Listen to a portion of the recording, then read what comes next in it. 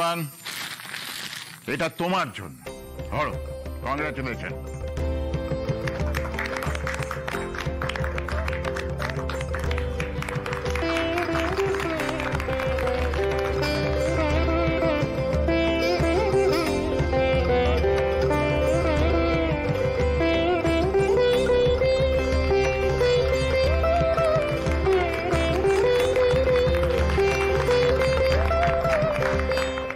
আস্তে আস্তে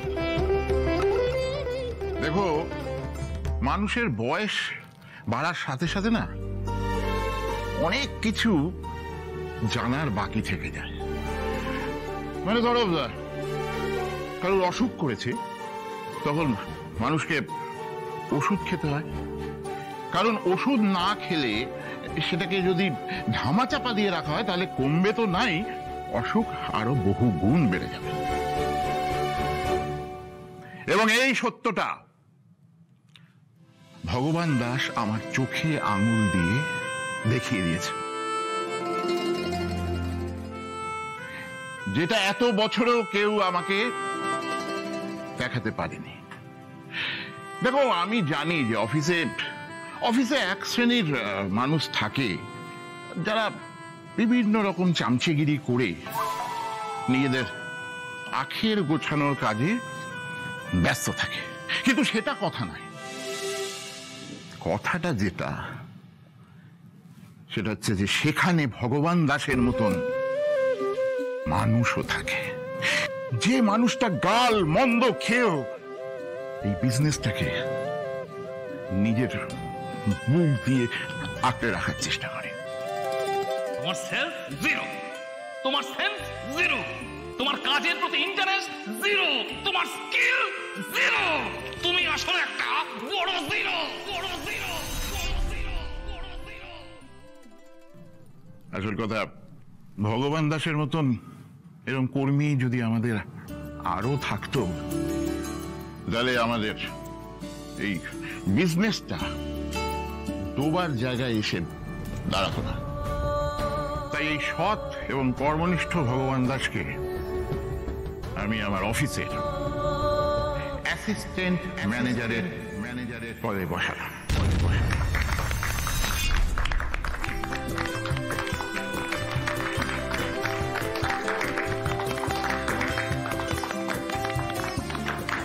এক মিনিট। তো দেরি করছে কেন?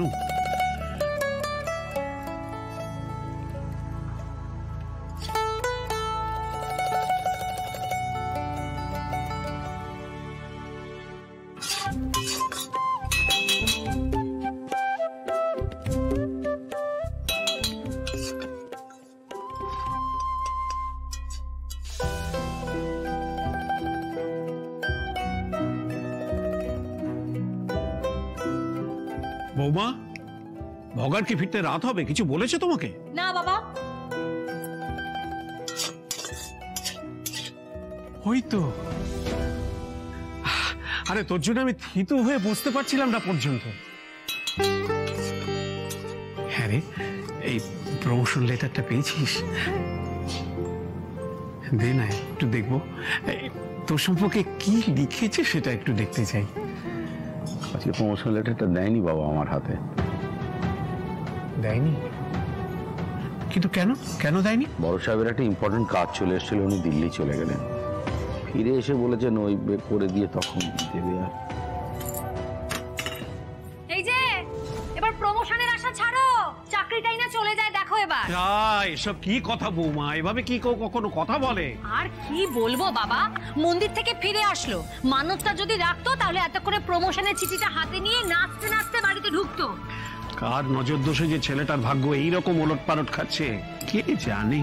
আপনার ছেলেকে কেউ নজর দেয়নি বাবা, ওর নিজের দোষে এরকম হচ্ছে। কতবার করে বললাম মানত রাখা আছে, পুজোটা দিতে হবে, চুলটা দিয়ে এসো, শুনলো আমার কথা? মাথায় করে চুল নিয়ে দৌড় লাগালো। কি এখন থোতা মুখ ভোতা করে যে দাঁড়িয়ে আছো এখানে, ভালো লাগছে তো? হ্যাঁ, খুব ভালো লাগছে। এবার দেখো, এর ফল গোটা পরিবারটাকে ভোগ করতে হবে। ঠাকুরমশাই তো বলেই দিয়েছিলেন, বিপদ একেবারে ঘাড়ের উপর হুমড়ি খেয়ে পড়বে, কেউ নিস্তার পাবে না। এই যে ওইটাকে দেখো, আজকে রেজাল্ট বেরিয়েছে, অঙ্কে এত বড় একটা শূন্য পেয়েছে, এত বড় শূন্য। দেখো গিয়ে দেখো।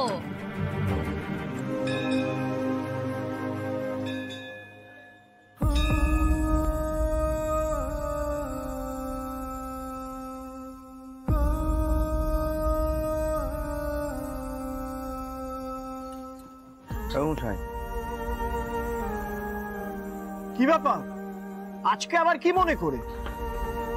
আমি ন্যাড়া হব। ন্যাড়া? তার মানে মতি পিয়েছে তাহলে?